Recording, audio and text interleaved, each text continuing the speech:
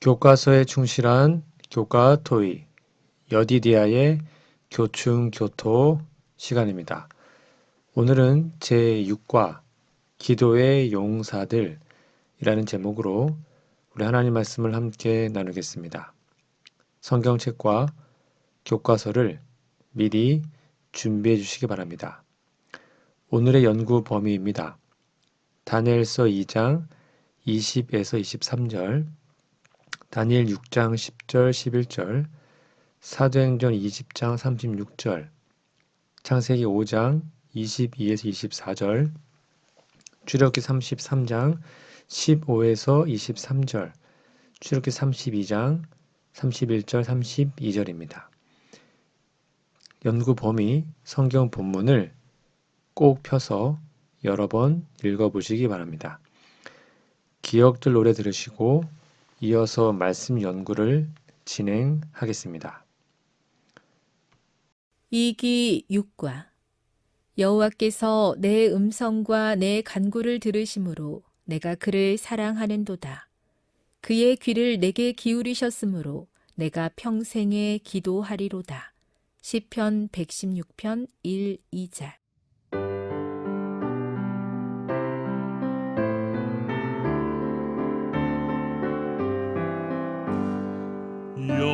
여호와께서 내 음성과 내 간구를 들으심으로 내가 그를 사랑하는도다. 그의 귀를 내게 기울이셨으므로 내가 평생에 기도하리로다. 시편 116편 1절 2절. 5월 3일 일요일입니다. 제목은 신실한 다니엘. 자, 교과서 질문해 보시면 다니엘 2장 20에서 23절을 읽어보라. 다니엘이 기도한 이유는 무엇이며 이 기도에서 무엇을 배울 수 있는가? 본문 꼭 읽어보세요. 다니엘이 기도한 이유는 응답에 대한 감사와 하나님의 주권을 인정하는 겁니다. 다니엘이 이 기도를 드린 시점은 느부갓네살 왕의 꿈과 그 해석을 밤의 환상 중에 막 깨달은 직후입니다. 그가 기도한 1차적인 이유는 감사와 찬양입니다. 죽음의 위기 앞에서 자신과 새 친구, 그리고 바벨론의 박사들의 생명을 보존해 주신 하나님의 자비에 응답한 것이죠. 영감의 글에 따르면 다니엘은 단순히 위기를 모면했음에 안도한 것이 아니라 그 은밀한 것을 드러내신 분이 인간의 지혜가 아닌 오직 하늘의 하나님이심을 공식적으로 선포하기 위해서 기도했습니다. 그는 왕의 문제를 해결하기 위해 아리옥에게 달려가기 전 먼저 기도의 골방에서 하나님께 영광 돌리는 신앙적 우선순위를 보여주었던 것입니다. 그러면 이 기도에서 배울 수 있는 신학적 교훈은 뭘까요? 다니엘의 기도문은 재림교회 신학의 핵심인 대쟁투와 하나님의 주권에 관한 심오한 진리가 담겨 있습니다. 역사의 주관자이신 하나님은 21절에 때와 계절을 바꾸시며 왕들을 폐하시고 왕들을 세우시며라는 고백이 인류 역사가 우연이나 인간 통치자의 권력에 의해서 흘러가는 것이 아니라 하나님의 섭리 아래 있음을 보여주고 있죠. 즉 다니엘은 하나님께서 그분의 거룩한 목적에 따라 제국들의 흥망성쇠를 주관하시는 역사의 주관자이심을 인정했던 겁니다. 또한 지혜의 근원이신 하나님을 설명하고 있는데요. 22절과 23절은 하나님께서 깊고 은밀한 일을 나타내시고 지혜를 주시는 분임을 강조합니다. 이는 인간의 지성이 아무리 뛰어나도 하나님의 계시 없이는 우주의 근본적인 진리와 미래를 깨달을 수 없음을 가르치고 있죠. 참된 지혜는 인간의 공로가 아니라 겸손히 그분을 찾는 자들에게 주어지는 신성한 선물인 겁니다. 응답받는 기도의 표본은 다니엘은 우리가 구하는 것을 내게 알게 하셨다라고 고백하며 합심 기도의 능력과 개인적인 확신을 동시에 보여주고 있습니다. 영감의 글입니다. 하나님께서는 그분 자신을 겸손히 찾는 자들에게 구원에 관한 일들을 계시하신다. 다니엘은 자신의 지혜가 뛰어나서가 아니라 지혜의 근원이신 분께 매어 달렸기에 응답을 받았다. 즉, 다니엘의 기도는 단순히 개인의 생명을 구걸하는 기도가 아니라 이방 땅 한복판에서 참된 신이 누구인지를 드러내는 선교적 선포였다는 겁니다. 다니엘은 침례를 통해 거듭난 성도가 세상 속에서 어떠한 정체성을 가지고 살아야 하는지를 미리 보여주는 인물이죠. 여러분, 지금 우리는 다니엘이 보았던 그 거대한 신상의 발가락 시대, 즉 역사의 마지막 끝자락에 서 있습니다. 세상의 권력자들은 자신들이 역사를 움직인다고 생각하지만 실상은 하늘의 하나님이 역사를 주관하십니다. 지금 여러분의 삶에 이해할 수 없는 꿈과 어떤 어려움이 있습니까? 인간의 지혜로는 도저히 풀 수 없는 막다른 골목에 서 계십니까? 그렇다면 다니엘처럼 기도하십시오. 지혜와 권능이 그분께 있습니다. 우리가 겸손히 간구할 때 하나님께서는 어둠 속에 숨겨진 빛을 우리에게 비춰주실 것이며 마침내 우리 입술에서 나의 조상들의 하나님이여 주께서 이제 내게 지혜와 능력을 주시고 주께 감사하고 주를 찬양합니다라는 고백이 터져 나오게 하실 겁니다. 이러한 놀라운 경험이 우리 모두의 경험이 되기를 간절히 바랍니다. 5월 4일 월요일입니다. 제목은 기도의 자세인데요. 질문입니다. 다음 성경 구절을 읽고 기도할 때 무릎 꿇었던 이들의 삶을 살펴보라. 다니엘 6장, 누가복음 22장, 사도행전 17장, 9장, 20장에 나와 있는 말씀 읽어보시고 꼭 공부해 보시기 바랍니다. 첫 번째로 성경적 기도의 자세는 무릎 꿇음, 즉 무릎 꿇고 기도하는 것으로 이해하시면 됩니다. 성경에서 무릎을 꿇는 행위는 단순히 육체적인 동작을 넘어 창조주 하나님 앞에서의 전적인 항복과 경외, 그리고 피조물의 의존성을 상징합니다.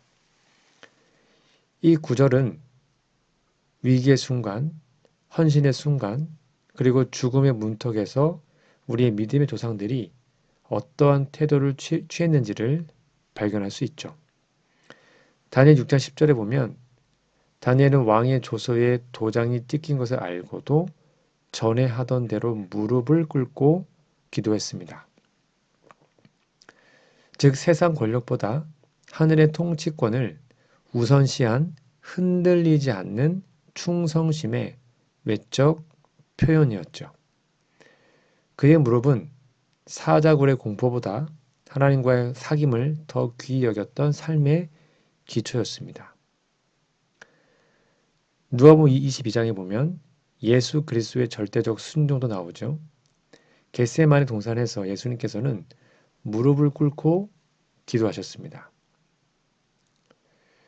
영감의 글에 보면 인류의 죄짐을 지신 하나님의 아들이 아버지의 뜻에 완전히 굴복하신 절정의 순간으로 묘사하고 있죠.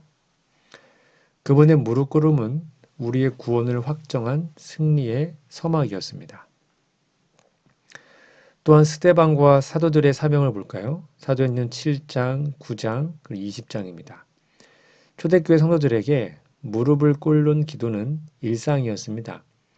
스데반은 죽음의 고통 속에서도 무릎을 꿇고 용서의 기도를 드렸고, 베드로는 죽은 다비다를 살리기 전에 무릎을 꿇었고, 바울은 에베소 장로들과 작별하며 함께 무릎을 꿇었습니다.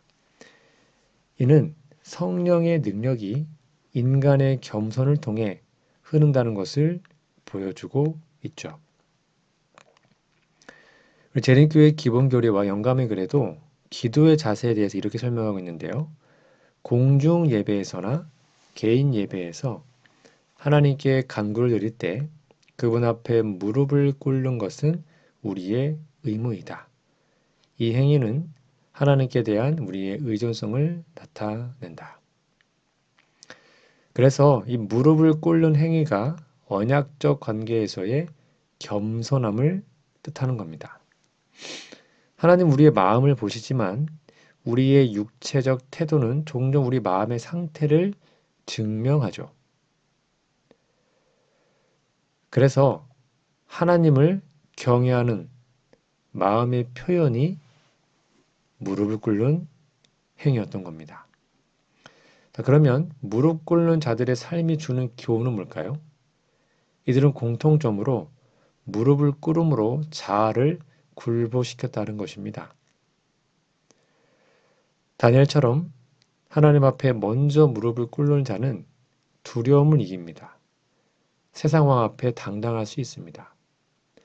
또 예수님처럼 자신의 뜻을 굽힐 때 하나님의 뜻이 성취됩니다. 사명을 완수하는 능력이 있는 것이죠. 스데반과 바울처럼 원수를 용서하고 형제를 사랑하는 힘은 오직 무릎을 꿇는 겸손에서 나오는 것이죠. 오늘날 우리의 기도는 어떠합니까?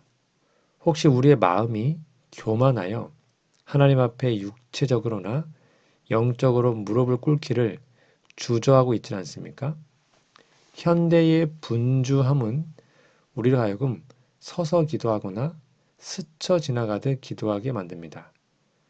여러분, 그러나 하늘의 보좌를 움직였던 사람들은 모두 땅바닥에 무릎을 꿇었던 사람들입니다. 가장 낮아진 곳에서 우리는 가장 높으신 분을 만날 수 있죠. 죽음의 위험 앞에서도 절체절명의 사명 앞에서도 사랑하는 이들과의 가슴 아픈 이별 앞에서도 다니엘과 사도들이 취했던 그 자세를 회복합시다. 우리가 무릎을 꿇을 때 하나님께서는 우리를 일으켜 세우시고 세상을 이길 권능을 덧입혀 주실 겁니다. 시편 95편 6절에 보면 오라 우리가 굽혀 경배하며 우리를 지으신 여호와 앞에 무릎을 꿇자. 지금 이 시간 조용히 무릎을 꿇고 여호와 앞에 나아가서 간절히 기도하는 우리 모두가 되기를 간절히 바랍니다. 5월 5일 화요일입니다. 제목은 주와 동행하며 대화한 에녹. 교과 질문입니다. 창세기 5장 22에서 24절을 읽어보라. 우리는 에녹에 대해 정확히 무엇을 알고 있는가? 에녹은 하나님과 300년 동안 동행했죠. 그게 에녹의 삶과 영성의 전부입니다. 창세기 5장 22에서 24절은 에녹의 생애를 짧지만 강렬하게 요약하죠. 첫 번째는 동행의 시작과 계기를 볼게요. 즉 아버지가 된 후 아들을 낳아서 에녹이 아버지가 되자 하나님을 좀 더 깊이 이해하게 되었습니다. 에녹의 신앙은 65세의 아들 무두셀라를 낳았고요. 이때 중대한 전환점을 맞이했죠. 영감의 글에 보면 에녹이 자신의 아들을 사랑하며 보호하는 경험을 통해 인류를 향한 하나님의 극진한 사랑과 그리스도를 통한 구원의 계획을 깊이 깨달았다고 설명합니다. 그는 무두셀라, 그가 죽을 때 심판이 온다라는 이름의 그 뜻을 통해 다갈 홍수 심판을 예견했고, 그리고 300년 동안 하나님과 동행하며 복음을 전했습니다. 또한 일상 속의 거룩함을 유지했는데요. 가정과 사회에서의 신앙이었습니다. 에녹의 신앙은 세상을 등진 은둔자의 삶이 아니었습니다. 그는 자녀를 낳았고 사회적 의무를 다했죠. 재림께 주석에도 보면 에녹이 세상의 죄악 중에 살면서도 하늘의 분위기를 호흡했다라고 강조합니다. 그는 일상의 소소한 업무와 가정의 책임 속에서도 하나님과 끊임없이 대화하며 그분의 뜻에 자신의 의지를 일치시켰습니다. 즉, 에녹이 하나님과 동행한 것은 황홀경이나 환상 속에서 이루어진 것이 아니라 그의 일상적인 모든 의무 속에서 이루어졌다는 겁니다. 그는 세상을 완전히 등진 은둔자가 되지 않았습니다.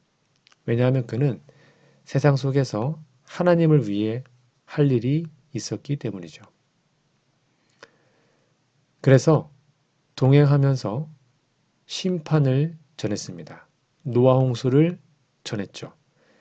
유다서 1장 14절 15절은 에녹이 아담의 7대 손으로서 그리스도의 재림과 심판에 대해 예언했음을 확증합니다.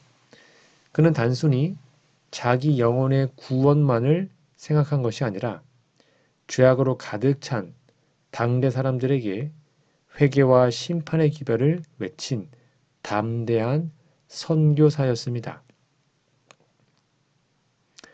그래서 에녹을 마지막 시대에 살아가는 남은 자손, 바로 저 여러분의 모델로 이해하시면 되죠. 결국 어떻게 됐습니까? 죽음을 보지 않고 승천했죠. 성경은 하나님이 그를 데려가심으로 세상에 있지 아니하였다라고 기록합니다.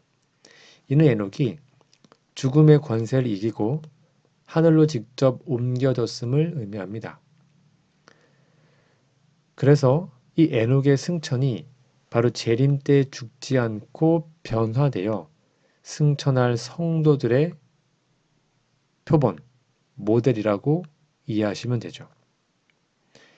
히브리서 11장 5절은 에녹이 승천하기 전 하나님을 기쁘시게 하는 자라는 증거를 받았다라고 선언합니다. 여러분, 에녹의 생애는 우리에게 성결이 도달 불가능한 목표가 아님을 보여줍니다. 에녹은 우리와 같은 성정을 가진 사람이었으나 끊임없는 기도를 통해 하나님의 성품을 닮아갔습니다. 그는 침례의 진정한 의미인 자아의 죽음과 그리스도 안에서의 새 삶을 매일의 동행으로 실천한 인물이었죠. 에녹이 살았던 시대는 오늘날 우리 시대만큼이나 어둡고 패역한 시대였습니다. 그러나 그는 그 짙은 어둠 속에서도 하늘의 빛을 반사하며 살았습니다. 하나님께서 에녹을 데려가신 이유는 그가 이미 땅 위에서 하늘의 삶을 살고 있었기 때문입니다. 주님께서는 지금 우리에게도 동일한 초청을 보내고 계십니다. 나와 함께 걷지 않겠느냐. 우리가 처한 환경이 비록 거칠고 험할지라도 에녹처럼 매 순간 주님의 손을 잡으십시오. 거창한 신학적 지식보다 더 중요한 것은 오늘 나의 삶의 현장에서 주님과 나누는 친밀한 대화입니다. 우리가 주님과 함께 걷기를 선택할 때 우리 역시 머지않아 이 땅의 중력에서 벗어나 영원한 하늘에 들어가게 될 것입니다. 그러한 놀라운 재림의 날을 바라보며 에녹처럼 동행하는 우리 모두가 되기를 간절히 바랍니다. 5월 6일 수요일입니다. 제목은 경건한 지도자 모세. 질문입니다. 출애굽기 33장 15에서 23절을 읽어보라. 모세와 주님이 나눈 대화의 내용과 방식은 어떠했는가? 이 대화의 내용은 금송아지 숭배 사건 이후에 이스라엘의 생사가 불투명한 위기 상황 속에서 중보자 모세가 드린 간절한 기도입니다. 이때 동행에 대한 절대적 의존을 모세가 말합니다. 15에서 17절입니다. 모세는 주께서 친히 가지 아니하시려거든 우리를 이곳에 올려 보내지 마옵소서라고 간구합니다. 그는 가나안 땅이라는 보상보다 하나님의 임재 자체를 더 갈망했습니다.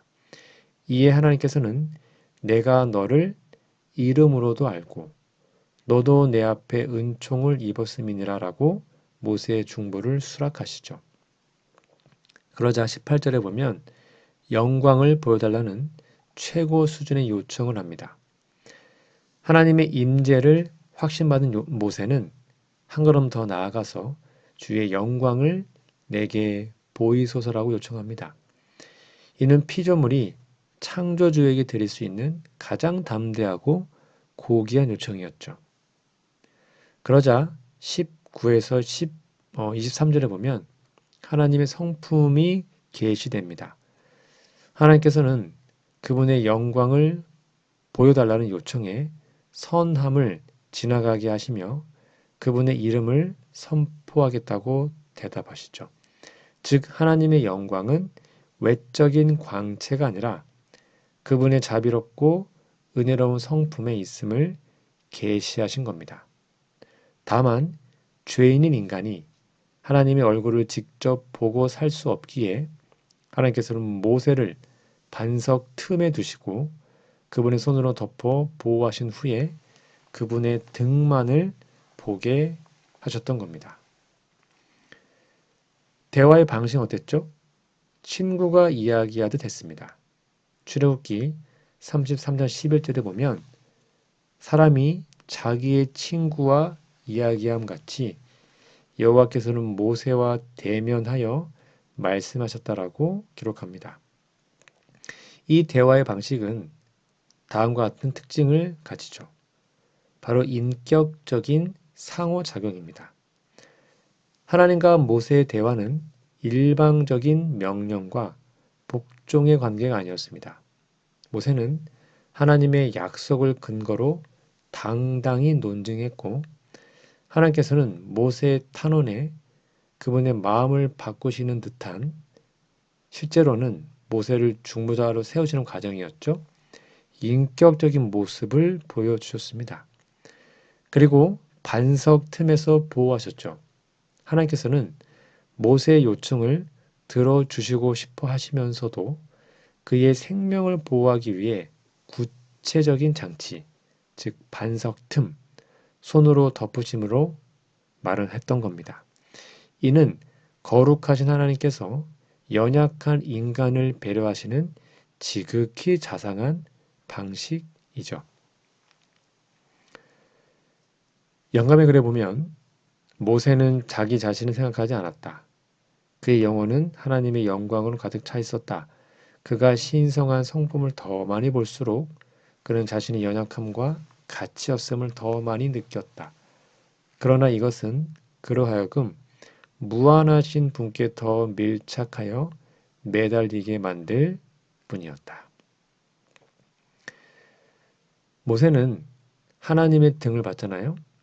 이는 뭔가 실제적인 신체 부위라기보다는 인간의 지각 능력이 감당할 수 있는 범위 내에서 계시된 하나님의 섭리의 흔적으로 이해하시면 됩니다. 또한 모세를 숨기신 반석 틈은 영적으로 그리스도를 뜻하고요. 우리가 하나님의 심판과 거룩함 앞에 설 수 있는 유일한 길은 반석 대신 예수님 안에 숨는 것뿐임을 가르치고 있죠. 즉 모세와 주님이 나눈 이 대화는 단순한 개인적인 체험이 아니라 이스라엘 전체를 하나님의 백성으로 구별짓는 중보의 정점이었음을 강조합니다. 오늘날 우리가 침례를 통해 그리스도와 연합하여 하나님의 존전으로 나아가는 영적 원리와 맥을 같이 합니다. 여러분, 모세가 구했던 것은 눈에 보이는 축복이나 가나안의 비옥한 땅이 아니었습니다. 그는 오직 주님의 임재를 구했습니다. 주님이 계시지 않는다면 젖과 꿀이 흐르는 땅도 그에게는 그저 메마른 광야에 불과했기 때문이죠. 오늘 저와 여러분들은 하나님께 무엇을 구하고 계십니까? 혹시 아직도 하나님의 손에 쥐어진 선물에만 마음을 빼앗겨 정작 주님의 얼굴을 구하는 일에는 소홀하지 않으십니까? 기억하십시오. 우리가 서 있는 삶의 현장이 아무리 험난할지라도 우리를 반석 틈인 예수 그리스도 안에 숨기시고 그분의 부드러운 손으로 덮어주시는 하나님의 자비가 우리와 함께하고 계십니다. 모세처럼 담대히 구하십시오. 하나님께서는 그분의 빛나는 성품을 저와 여러분의 삶 속에 계시해 주실 것입니다. 그 임재의 기쁨 속에서 오늘도 승리하시기를 간절히 바랍니다. 밑에 있는 두 번째 질문입니다. 그 중에서 모세는 가족을 위해 2번 중보 기도한다.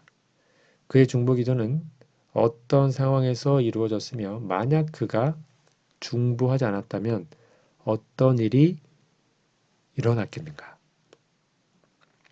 아론 출애굽기 32장 내용을 읽어보시고 신명기 9장 20절도 잘 보십시오. 미리암은 민수기 12장에 나와 있습니다.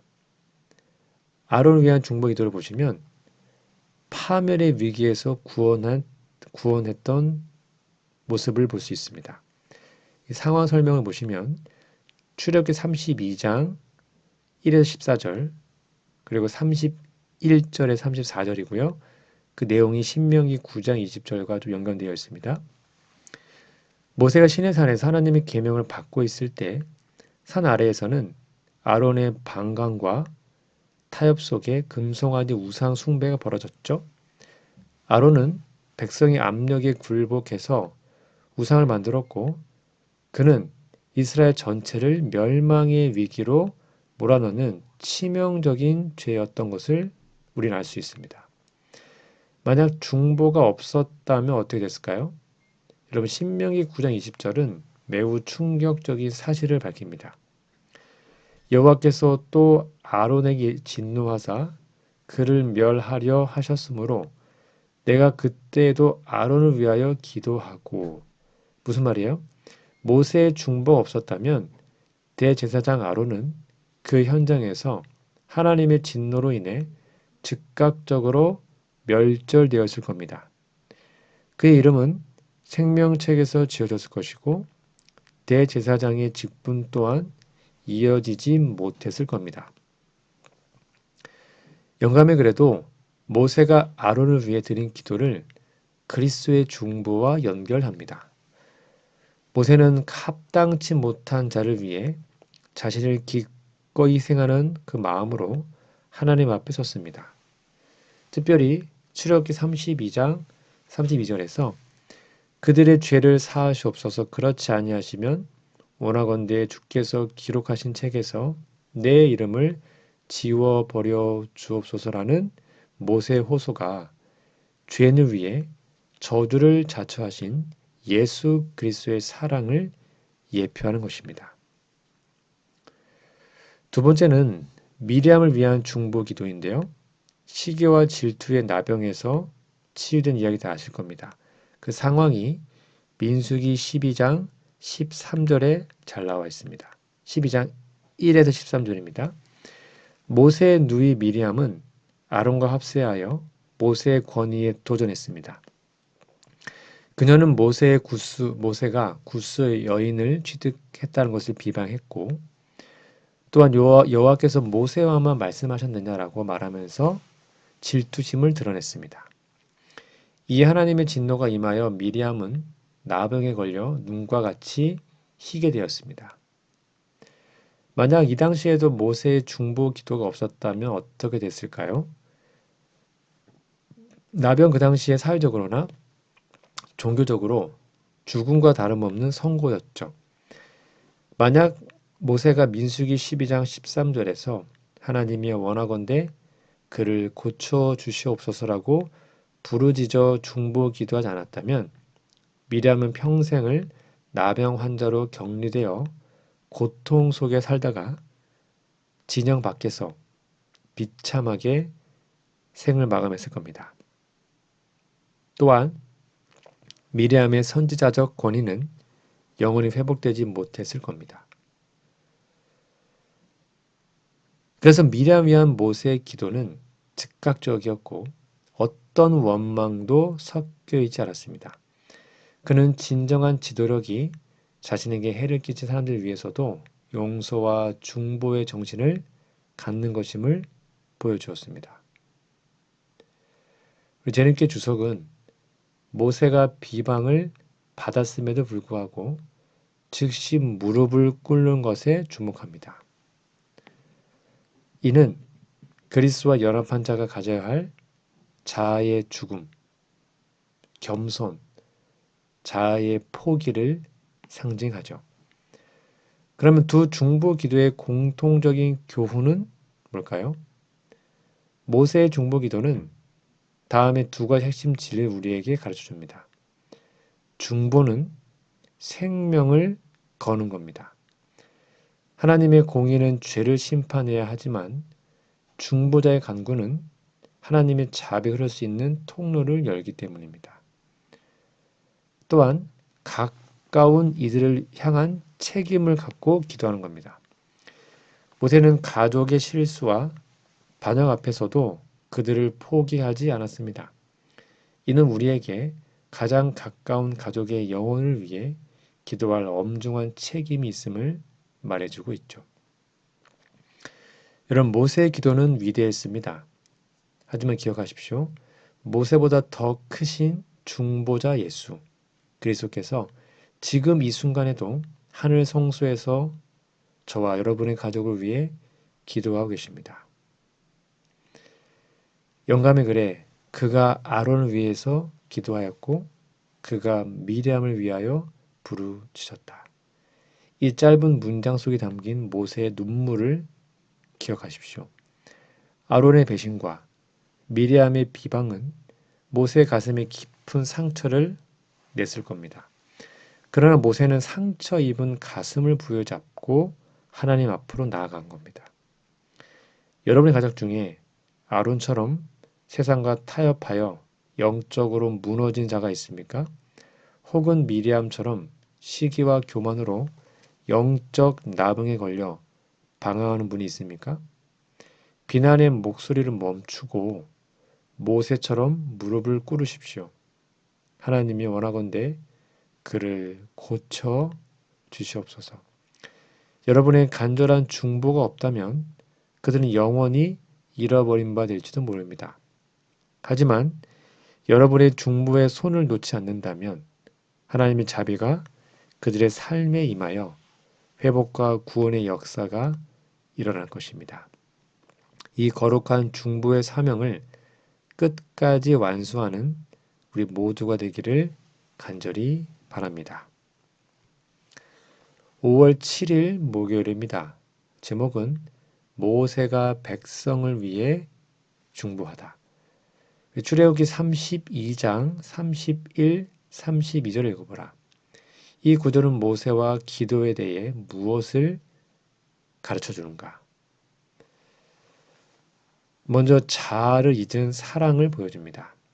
모세의 중보와 하늘 성수의 신비를 좀 살펴볼게요. 출애굽기 32장 31, 32절은 이스라엘 백성이 금 송아지를 숭배함으로 언약을 파기한 절체절명의 순간에 드려진 기도입니다. 모세는 슬픕니다. 이 백성이 큰 죄를 범하였습니다. 라고 고백하며 하나님 앞에 나아갑니다. 여기서 우리는 모세의 기도의 핵심을 바로 자기 자신을, 자아를 제물로 드리는 사랑이라는 것을 기억해야 합니다. 모세는 그들의 죄를 사하시옵소서. 그렇지 아니하시오면 원하건대 주께서 기록하신 책에서 내 이름을 지워버려 주옵소서라고 간구합니다. 여기서 기록하신 책은 바로 생명책이죠. 모세는 단순히 이 땅에서의 죽음을 말하는 것이 아니라 자신의 영원한 구원, 즉 영생을 포기하더라도 백성을 살리겠다라는 엄청난 희생을 말한 겁니다. 영감의 글입니다. 이스라엘을 향한 모세의 사랑은 단순한 인간적 우정에서 나온 것이 아니었다. 그것은 하나님과 오랫동안 친밀한 교제를 한 결과였다. 그는 인류의 보증인으로 서실 그리스도의 표상이었다. 즉 제리께 주석은 이 기도가 하나님의 마음을 바꾸기 위한 강요가 아니라 하나님의 공의와 자비가 어떻게 조화를 이루는지를 온 우주에 보여주는 대쟁주의 한 장면이라고 설명합니다. 모세는 하나님께서 범죄한 인간을 얼마나 사랑하는지를 가장 깊이 이해한 사람이었기에 하나님의 성품을 근거로 이 무모해 보이는 기도를 드릴 수 있었던 겁니다. 그래서 이러한 모세 기도는 중보 기도의 정수입니다. 참된 기도는 내 필요를 채우는 수단이 아니라 하나님의 마음과 일치되어 잃어버린 영혼을 위해 자신의 전부를 거는 행위입니다. 여러분, 이 모세의 목소리가 좀 들리십니까? 그들의 죄를 사하시옵소서. 그렇지 않으면 생명책에서 제 이름을 지워버려 주시옵소서. 이건 단순한 말뿐의 기도가 아니었고 진심이었습니다. 이게 바로 십자가에서 나의 하나님 어찌하여 나를 버리셨나이까 라고 외치시며 우리 대신 둘째 사망을 당하셨던 예수님의 소리이죠. 오늘 우리에게는 이러한 중보의 마음이 있습니까? 우리 곁에서 영적으로 죽어가는 가족과 이웃을 보며 주님, 저들을 살려주신다면 제가 대신 죽어도 좋습니다. 라고 말할 수 있는 그 사랑이 우리 안에 정말 있습니까? 모세는 하나님과 친구처럼 대면하여 대화했기에 그분의 아픈 마음을 알았습니다. 우리도 기도의 골방에서 그분의 마음을 만날 때 비로소 자아의 벽을 허물고 누군가를 위해 생명을 드리는 기도를 할 수 있을 겁니다. 지금 이 시간 하나님께서는 이 시대의 모세를 찾고 계십니다. 범죄한 세상을 향해 정죄의 돌을 던지는 자가 아니라 그들 사이에 갈라진 틈에 서서 자신의 이름을 걸고 중보할 남은 자를 찾고 계십니다. 내가 누구를 보내며 누가 우리를 위하여 갈 거라고 하시는 주님의 부르심에 모세와 같은 뜨거운 사랑으로 응답하는 우리 모두가 되기를 간절히 바랍니다. 오늘은 제6과 기도의 용사들이라는 제목으로 우리 하나님의 말씀을 함께 나누었습니다. 여러분, 기억절 꼭 외워주시고 연구 범위 성경 본문도 여러 번 읽어주시면 좋겠습니다. 오늘 전체 내용을 다시 한번 요약해드리면 기도의 위인들을 보면 우리는 그들처럼 하나님과 가까운 관계를 맺거나 헌신할 수 없다라고 지레 포기하고 맙니다. 하지만 우리도 그렇게 할 수 있습니다. 반대가 있었을지라도 다니엘과 같이 매일 무릎 꿇고 기도하는데 한결같고 충성스러울 수 있죠. 에녹처럼 하나님이 우리에게 맡기신 일을 하기 전에 먼저 그분께로 향하여 하나님과 함께 걷고 대화하는 삶을 선택할 수 있습니다. 모세처럼 인도자이자 친구이신 전능자의 그늘 아래 거하기를 선택할 때 우리도 우리의 영향력 안에 있는 사람들을 이끌며 가족과 지역사회 사람들을 위해서 중보할 수 있습니다. 이러한 놀라운 경험이 우리 모두의 경험이 되기를 간절히 바랍니다.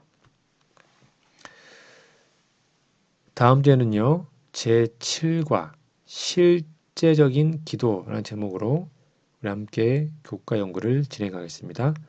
다음 주까지 건강하시고요. 마치는 기도 드리고 모든 공부를 마치겠습니다. 하늘이신 아버지, 어떤 어려움 때도 기도로 주님과 동행하며 능력과 도움을 경험한 다니엘처럼 우리도 하나님과 동행할 수 있기를 기도합니다. 앞에 펼쳐진 도전은 거세고 때로는 불가능해 보이지만 주님의 권능을 의지하고 기도하며 나아가게 도와주시옵소서. 기도할 때 주님 앞에 겸손한 마음과 자세를 가지고 기도할 수 있게 하옵소서. 우리의 요구와 자신에 대한 생각에 빠져 하나님과의 관계를 세우지 못하는 기도가 아닌 섬기는 마음으로 마음을 다해 주님께 기도드리도록 도와주시옵소서. 오늘 우리의 삶의 분주함 가운데서도 에녹과 같은 깊은 기도와 영적인 활력이 있기를 기도합니다. 사탄이 우리의 마음을 흔들어 놓으며 매 순간 우리를 시험할 때가 많습니다. 주님과 더욱 기도하면 믿음을 보일 수 있도록 인도하여 주옵소서. 우리도 이스라엘 백성처럼 하나님을 대면하는 것이 두려운 일같이 느껴지기도 합니다. 하지만 둘러싸인 어두운 구름을 걷어내고 주님을 대면하기를 원하오니 날마다 우리의 마음을 정결케 하시고 주님과 교통하는 기쁨을 경험하게 하옵소서. 이스라엘을 위하여 계속해서 중보하며 기도한 모세를 기억하며 본받기를 원합니다. 비록 광야 같은 길을 걷지만 약속을 기억하며 서로를 위해 기도할 때 주님의 선한 뜻이 이루어져서 가나안 땅까지 함께 갈 수 있도록 이끌어 주시옵기를 예수님의 이름으로 간절히 기도합니다. 아멘.